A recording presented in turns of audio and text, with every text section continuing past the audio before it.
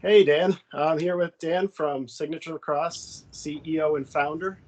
Today, he's my guest on Across Lacrosse. And Across Lacrosse is my lacrosse interview platform where I get to talk to people in the lacrosse world, whether it be a manufacturer, a professional player, a young player, somebody who dyes or strings lacrosse sticks. It could be anything. So thanks for joining us down in sunny Florida, Dan. Yeah, I'm excited to be on the cast. So, how hot is it down there today?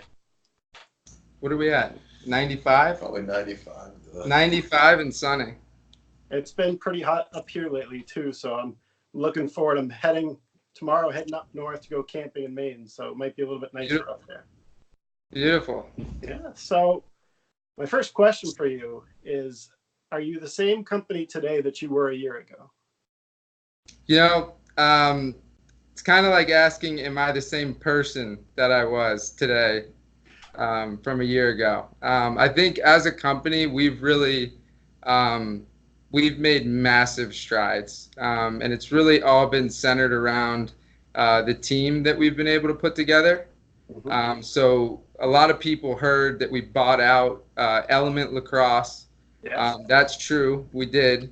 And we bought it out primarily because of Mitch Larson, who is an unbelievable guy, just a great human being, Yeah. and arguably the best product developer in the sport. Mm-hmm.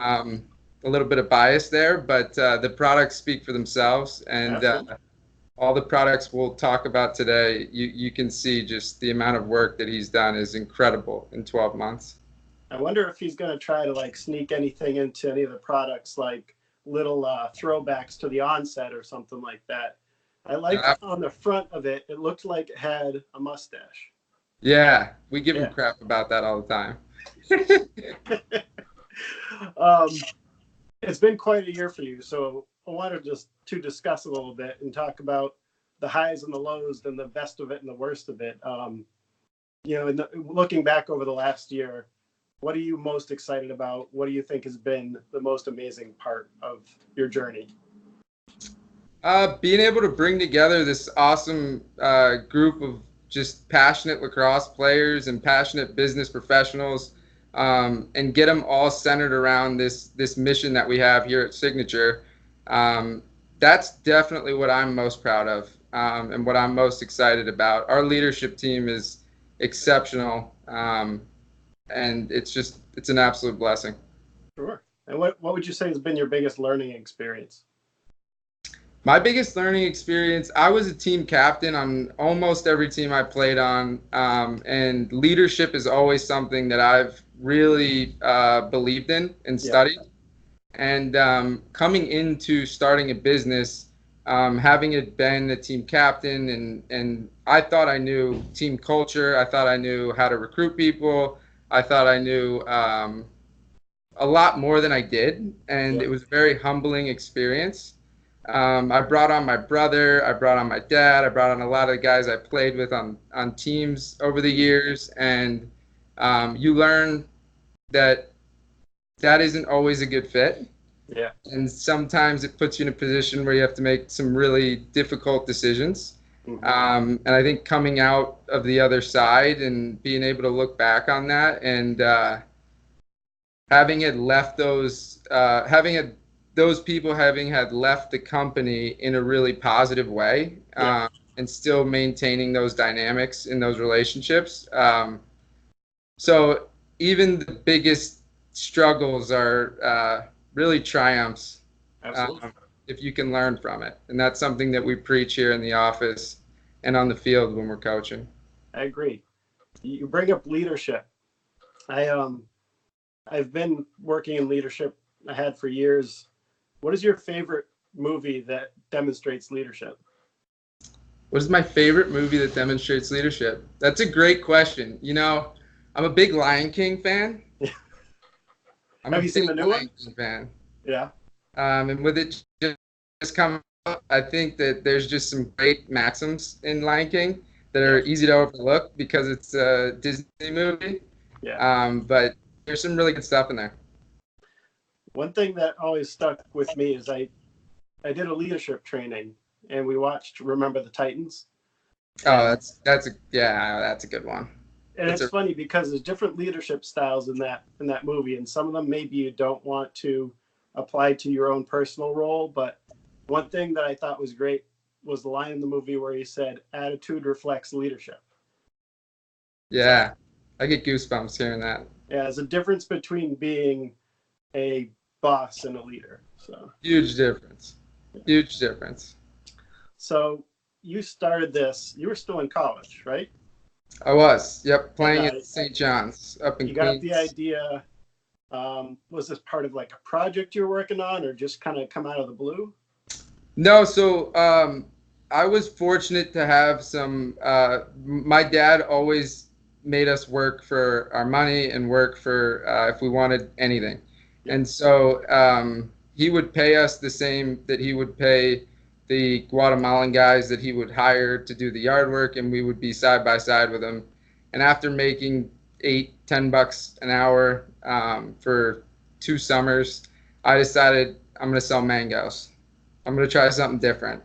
And mangoes were good, but I started doing private lessons on the side, and that was just way better. So in high school, to make $50-60 for an hour and a half training session is pretty good money. So I started building up that as a company. I hired some of my buddies that had also gotten Division I scholarships, and that was the first time I learned about management and how hard it really is. And I was about a junior in high school. So after going through that, I decided I loved business. I had so much fun. I really wanted to do something that was a little bit more scalable. And I wanted to try and limit the amount of people that I had to get involved in order to scale it. So my first thought was water bottles. I looked into that market. I would have gotten absolutely crushed. So I'm warming up one day at a high school practice. A ball hits off of the post. I played at Jupiter High School, so we had some really great coaches, Danny Loftus and Nick O'Hara. Awesome guys. They're doing so much for the community down there. And Danny missed a shot naturally and hits the post, rolls off, and rolls right next to me. And I looked at it, and it was greasy, and it just, the light bulb went off. I thought, this is a need. There's a problem here that we could solve. Players could get more out of every rep if the ball lasted longer. And so started working with a rubber chemist, and then over the next 2 years, we made actually over the next 3 years, we made the Signature Premium Ball. Now, have you learned more about lacrosse balls than you ever thought you would? I've learned more about rubber than any human should ever have to learn about rubber. So, not the long answer, but quick answer. Why don't you tell people refer to lacrosse balls sometimes as greasers. Why does a lacrosse ball grease? So there's competing evidence on this question, but what we believe is the core of the issue is the majority of balls in the market are made out of natural rubber, and over time, natural rubber will excrete oil to the outside of the ball, which makes the ball harden over time. So that greasy feel of the ball is one component. The other component is the ball actually gets harder. So over time, the balls become less safe. So we encourage everybody, as soon as balls become greasy, to throw them over the fence. It's good for our business. It's good for the kids. So is there anything somebody can do to increase the longevity of their lacrosse balls?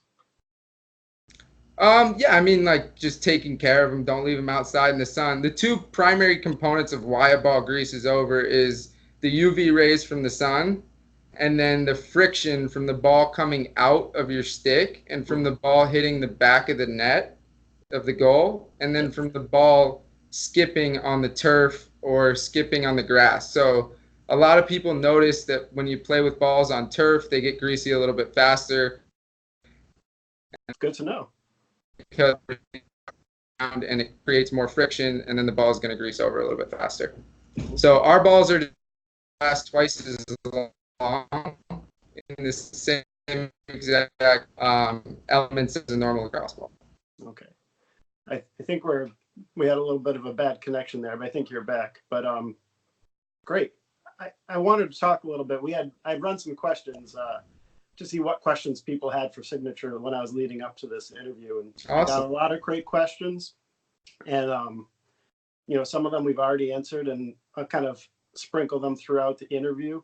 But there's a lot of people who are really interested and excited about the new products you have coming out. You've Yeah. obviously released the contract, has been out for a while now. You've got your lacrosse balls. You have fidget spinners, which we can talk about that later. But you have a whole slew of things in the works, and a lot of it has been teased. So people are asking me, when will they maybe see a face-off head? Are they making women's lacrosse equipment? I want to wait, and I want to get to that towards the end. But speaking about women's versus men's lacrosse, what do you think are some of the biggest challenges for both of those sports right now? Equal opportunity manufacturing, I would say, is the biggest opportunity. I think the women's game's been overlooked in a lot of ways, and I don't think it should be.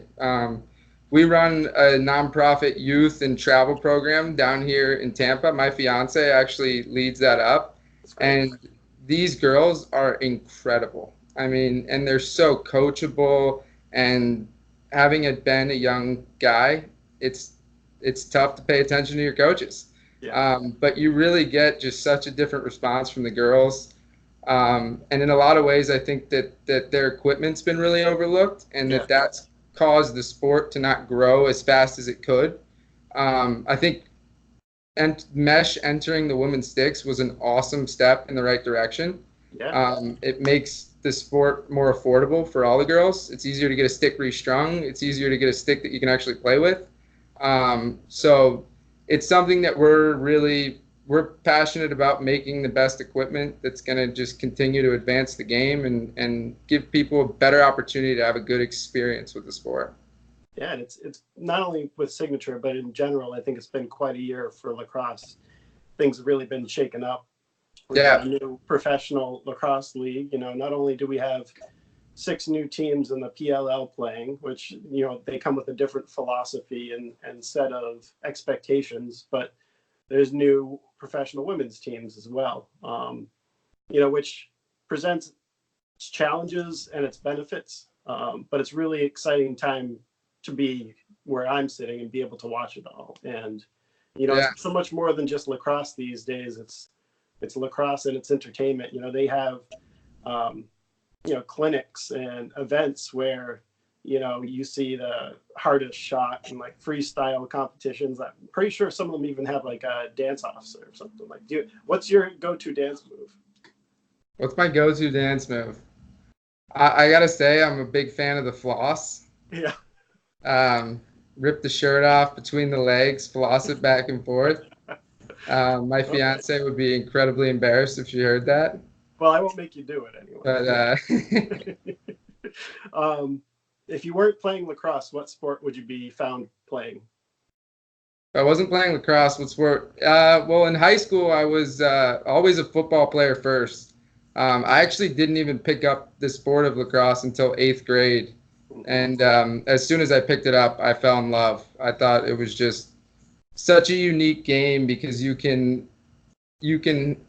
got a lot of the same elements of football, a lot of the same structure. Yeah. But then when you're in an offensive set, it's free flowing and there's a lot of creativity and things that you can do that you can't really do in other sports. So I think if I wasn't playing lacrosse, I'd probably still be a football guy.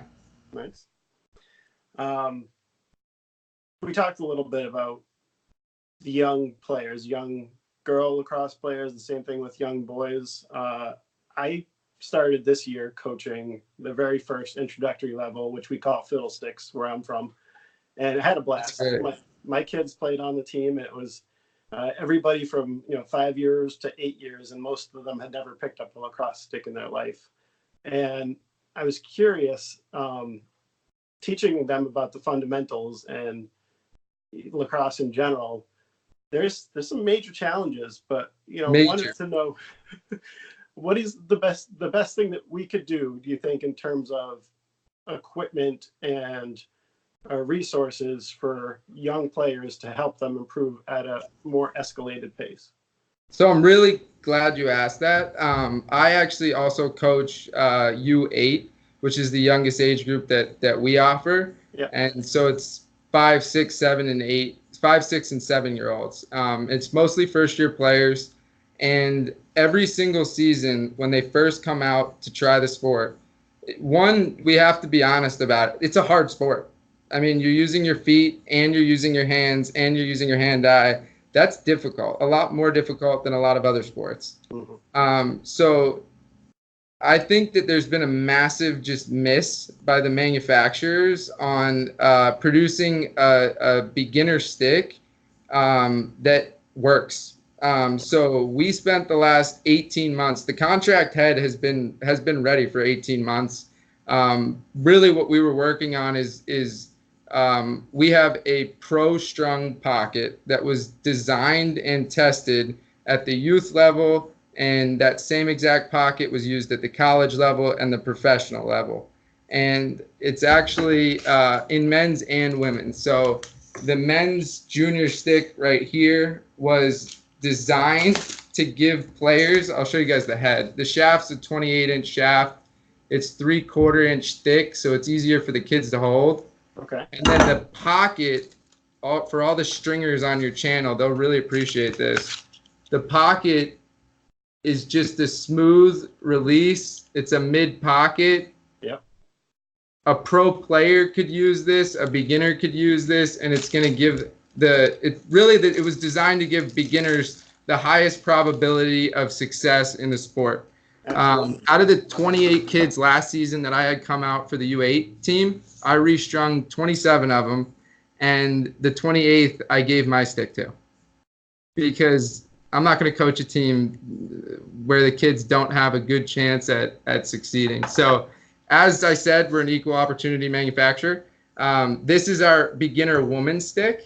So it's the same 28-inch shaft, but the pocket is pro strung. It was tested in our youth leagues for full season, and then also at the college level. So I'm most proud of this product. Now, in terms of what is it that develops skill? And I think that's a really important question to ask as a youth program director. Yeah. And at the fundamental level, what is it that develops skill? It's experience. So in a traditional full pad practice for boys, you have 20, 30 kids out there, you have 2 coaches, and you set up some cones, and then the kids maybe get 5 shots the entire practice. That is not a scalable way to develop your skills fast. So we created a 3-on-3 with a softball. We call it Lightning Lacrosse. There are other names for it out there. Yeah. But the concept is one kid drops in to goalie, so it's always a 3-on-2, an unsettled situation. The offense gets into a triangle. The defense is in an I. Defense is man ball or man first pass, and then offense is just moving it around that triangle, trying to find the open guy. It's incredible. I mean, 10 times the experience. Every kid gets their first assist. Every kid gets their first goal. Every kid gets their first save. Every kid gets their first caused turnover. Boys and girls can play in the same game because there's no pads. You only need 6 sticks. You need 1 coach for a field, and you can have 18 kids on that field. The rest are on the sideline. I think it's just a way better way of introducing the game and getting kids acclimated to the game before they jump into pads, which gives them a better opportunity to have a good experience with the sport, which I think is what sports are all about. That's great. I think that's a great idea. Wanted to go back real quick. I noticed you got the shorter shaft length for the youth players.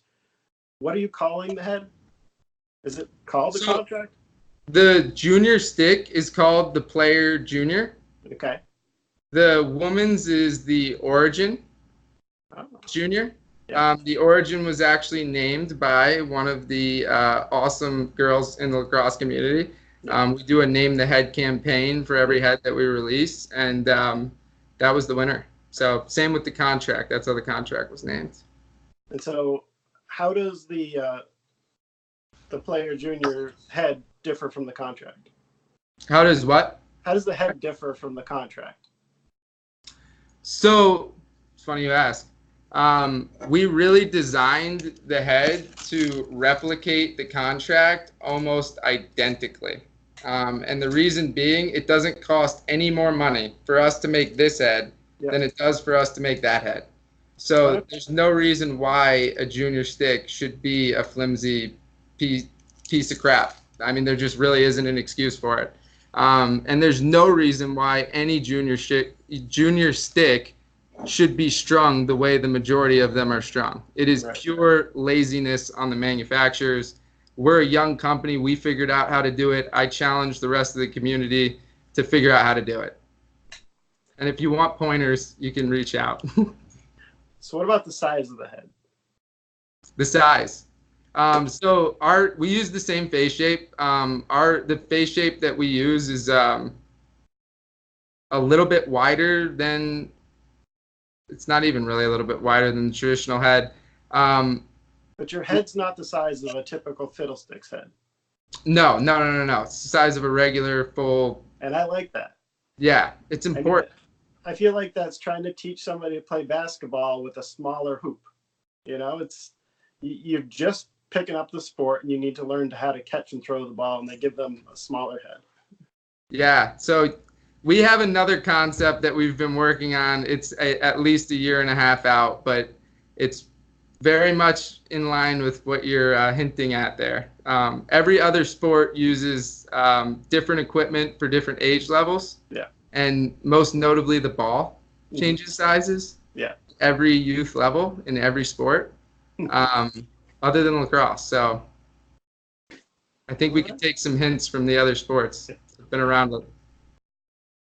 So you have your own mesh, and you can get your contract head with a complete mesh kit for, I want to say retails for $89.99. Does that sound right? Yeah, so our minimum advertised price is $69.95, and we felt like that was a price point that was going to help make the game more accessible and make quality equipment more accessible.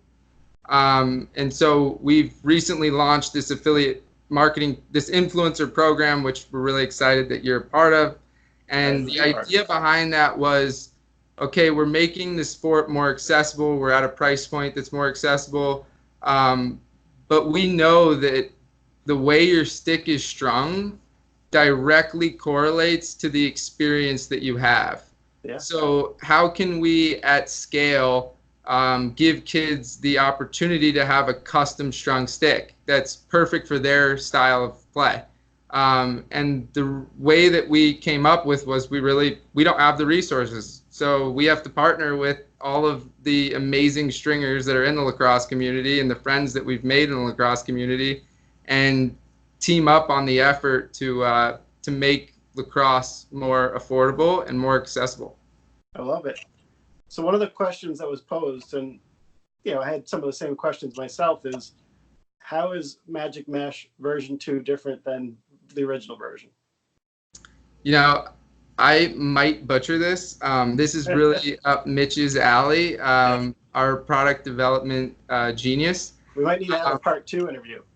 Yeah, maybe we definitely can. He would be awesome. So we're actually already working on version 3 of the mesh. So anything that we release, more than likely, we're well on our way for the next version. So the first version of our mesh was we had a little bit thicker of a wax coat on it. Yeah. And this version has a different coating, actually, that lasts longer than the old coating. Okay. But it's not as waxy, so it's a little bit softer. We still kept the same really thin profile to the mesh, which is something that we were really worked hard towards. And that comes from having a tighter weave in the manufacturing process. So I think version 2 of the mesh is is really great. Version 3 is going to be even better, and version 4 is going to be even better than that. I love So how competitive the lacrosse manufacturers are these days, because it just means better products for us. So. Yeah, it does, and that's what it's all about. So I didn't really get to get a close look at it, but do you have anything there for me to see? Any new stuff that new heads or? Yeah, so I'll touch on some of the stuff that we have coming out this year. Yeah. And I'll start with our women's complete stick. Very nice. So this is one of the colorways that it'll come in. It's a yellow and black colorway for the girls. All of the sticks come pro strung with the same identical pocket. Yeah. I think that this stick is going to give girls a huge competitive advantage. It's got an awesome pocket. It's got an unbelievable amount of hold for a woman's stick. Yeah. It's got a really smooth release. We tested it with University of Tampa, a lot of the girls down at that program. Some girls playing pro currently, and some from other colleges around the country. Yeah. And also at the youth level with all of the young girls in our youth program. So I think this thing is sweet. I play with it nonstop whenever we play 3-on-3. Yeah. And then that comes in a yellow colorway, and then in an all black and light blue. I like that colorway. So I think these are going to be really big for the girls. Nice. And then we have the junior girl stick coming out, which is very similar, but that smaller shaft, 28 inches and then 3/4 inches, so it's easier to grasp. We've got our 30-inch men's complete. So this is aerospace grade aluminum, 7001 series. Took us a long time to get access to this material. Yep. It's difficult to get access to the material. It's even more difficult to find someone who can actually manufacture this material. And then our testing process, we give it to all of our NLL pros and have them use it in the box, which if they can use it, anybody can use it. Those guys beat the hell out of each other. So this is actually the second version of the shaft. The first version was perfect other than the finish of the shaft. Yeah. So we really wanted that nice thin sandblast finish, so you have that grip in all weather conditions. And this thing is awesome. Very nice. So all the complete sticks come strung, pro strung with that same pocket. Yeah. And they come with our high butt end, which is pretty cool. Yeah. Cool. So they also come with a low butt end in case some players don't like the high butt end, and then a cool keychain, so you can throw it on mom and dad's keychain. And then let's see, what else we got? We've got a carbon stick, might come out this year, might take until 2020. Mm-hmm. It's 140 gram carbon. We're going to be offering a lifetime warranty on all of our products, which I think is a real game changer. Yeah. It's going to be something that people can purchase as an add-on, but you never have to worry about it again if you do. We also have a titanium shaft, a real titanium shaft coming out. A little anecdotal story real quick. The first time I went to, the second time I went to China for manufacturing, we were looking for a scandium facility because I used to play with the XTX scandium my entire life. I thought it was the best shaft. I thought, awesome. So this is what we're going to make. We're not going to make an aluminum. We're going to make a scandium. So we get to a scandium factory. This Chinese factory owner pulls out a knife and scrapes the top of the shaft that I brought as a sample so that he could mirror that same formula. And he pulls out the knife, he scrapes it on the top, and he starts crying, laughing. I mean, like, really. And I'm sitting there like, what are they talking about? They start going back and forth in Mandarin. There is no scandium in a lot of the shafts that they say there's scandium in. And that was something that really bothered me because I got fooled by it. So I can imagine everybody else is fooled too. So we went and did a little bit more research, and we found that titanium shafts actually haven't been in the market for a really long time. And the reason is a true titanium shaft that's made out of titanium and doesn't just say titanium on it. And the reason that is because it's really expensive.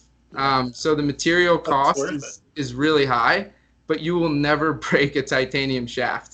I know a lot of us old dogs love the titanium shafts. Exactly. Yeah, the old Titan Pro. That was, I think, the last of the breed. So we're coming back out with a true titanium shaft that I would challenge anybody to try and break it. It will be the strongest shaft in the world, guaranteed. Can't wait to see it. Yeah, so we're excited. Other than that, we've got some products coming out next year. We have actually, at the end of this year, we'll have a defensive complete stick coming out as well. And that's that same aerospace grade aluminum that we have. Yeah. And then we also have our patented goals coming out. So at University of Tampa, I was injured at a certain point, and one of the assistant coaches had me string up a goal. And Kanzai's laughing because he was actually playing with me at Tampa at the time. Yeah. So I'm stringing up this goal, and I'm sitting there looking at it, and I'm like, man, this is so stupid. It took me 2 hours. It was so hot out, and I know we're going to just shoot on it and rip it. So it didn't make much sense to me. So we started working on a concept for a quick connection method, which eliminates the need to use a string altogether. And so instead of taking 2 hours to string up a goal, it takes 15 minutes. And I think it's been really well accepted in the market by the college teams that we've tested it out with. And so you should be seeing a lot of those on fields around the country this spring. And that'll come in a 4x4, a backyard, and an NCAA version. And then other than that, we have some really cool products in the pipeline for next year. This is a face-off head that Mitch has been working his ass off on. It is a beauty. And so it's got a sweet face shape. It's got the struts right in the right place so that you can pinch, pop, and party. So we're really excited about this. And then we've got a goalie head in the works. Mitch is going to kill me if I show it, so I'll just do a brief boom, pan shot. The pocket on it, I think I could talk about the pocket on it. It's really going to be designed for... Every one of our products are designed to solve a problem. So the fidget spinner, just touching on the fidget spinner really fast, that was an incredible learning lesson for us. Sorry, no, everybody should laugh. It was terrible. We thought that we were just going to rapid fire as many products as we could get out to the market. And with the fidget spinner, it really got us thinking about what problem are we solving.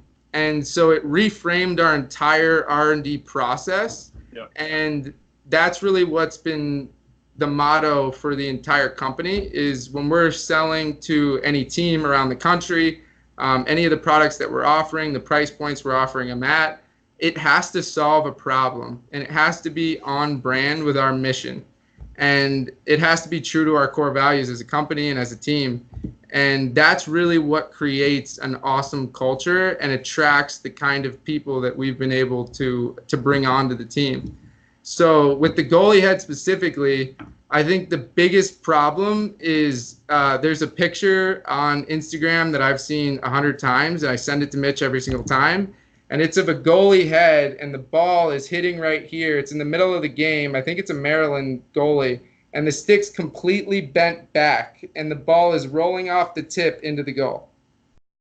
So the goalie makes the save, does everything he has to do, and then, or she has to do, and then the ball still goes in. Unacceptable. Unacceptable. So this will solve that problem. I don't know when it'll be ready, but I guarantee it will solve that problem when it is ready. And it'll come pro strung as well with a pocket that is tested by the pros and down to the youth level. And I think that really tells you the story of Signature Lacrosse, what we're all about. All right. So speaking of that story of Signature Lacrosse, one of the great things that you guys have done, you've done dyeing competitions. You did a stringing competition this year that just wrapped up, a signature stringer, and congratulations to Randy, String Pro, for his amazing string job. Yeah, that was unbelievable. Yeah. So red, white, and beautiful. I couldn't find a signature pink shirt, but I got as close as I could. But when I strung my head, I wanted to make sure I tied in a little bit of that flamingo. And I got thinking about your flamingo here on your logo and what his or her name was, and the story behind the flamingo. And so I obviously reached out, and the flamingo doesn't have a name. Yeah. No backstory. Yeah. A little disappointed. So I think we should get... You want to name it? Yeah. First of all, is it a him or a her? I don't know. It's not up to me. Yeah. I think dealer's choice. I think we should we've really gotten behind for the players, by the players. And it's something that I think is really central to our whole mission. So instead of focusing on me being the face of the company or the flamingo being the face of the company, making it about the community, the lacrosse community being the face of Signature Lacrosse. Yeah. That's been something that we've really tried to push through and bleed through in our marketing, and in our products, and all the way down to the Name the Head campaign. Yeah. So why did we go with the flamingo? We're in Florida. Flamingos are native to Florida. If you look closely at the logo, it's actually a lacrosse head, yep. The outline of a lacrosse head. Mm-hmm. And then the flamingo actually has an S. If you look at the body shape of the flamingo, it's an S for signature. So I've already got ideas running in my head, but so we were thinking, put it out there for people to come up with a name. That'd be cool. And come up with a backstory. Yeah? Yeah, name the flock. And maybe the best one that we see, they get a contract head. Sounds like a deal. And I'll custom string it to whatever they would like. Sounds like an awesome one. Let's do it as a campaign. We'll have the kids vote on the best name. All right. I like it. So how much do you know about flamingos? I would say a average amount or below average amount. I know they stand on one leg. Do you know why their color, the color of the feathers is kind of like a pinkish reddish color? You know what? I'm not sure. Yeah. I'm not sure. Worth a Google though. Yeah, and there's been some varying opinions about why they stand on one foot. Why do you think they stand on one foot? I think it's the look. Yeah. It's the look of the flamingos.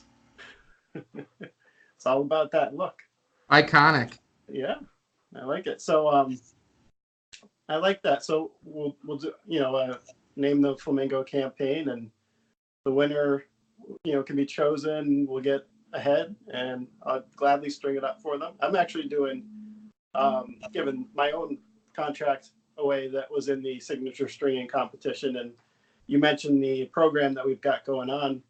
I've got a personal link, and a lot of people in the lacrosse community have these links. And if you go on there, you can get discounted rates. You can get the head $20 cheaper than it would normally be. So I believe it is for the rest of September, or is it until the rest of? Yeah, it was either ends in September or October. I'm gonna look. If anybody buys anything from that link, they're gonna have a chance to win this. So right now, they've got a really good chance of winning it. They got like a 50% chance. So, Yeah.